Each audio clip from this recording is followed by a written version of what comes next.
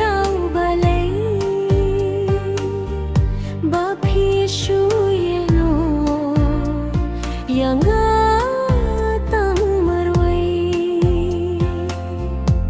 ngam tip na ki daw balay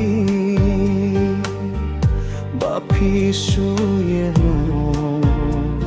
yang atang marway labun kipor labun kisnem nganang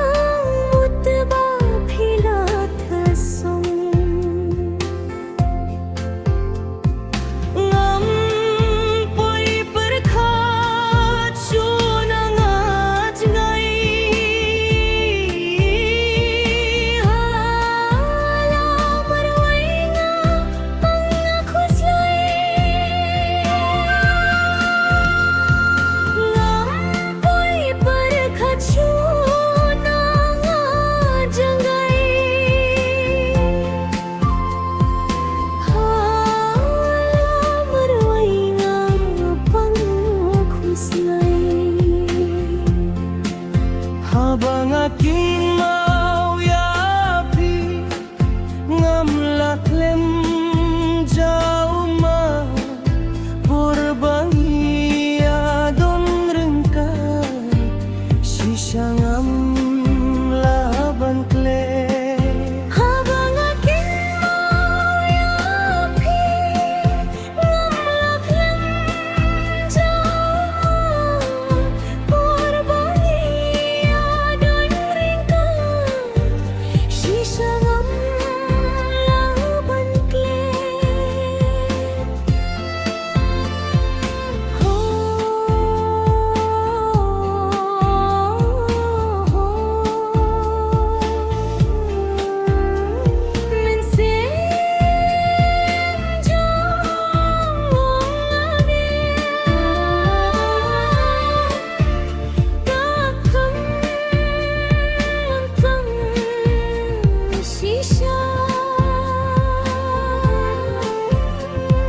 Siten porpi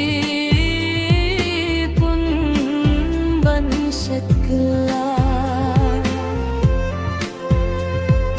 Piklet di pular bangi ate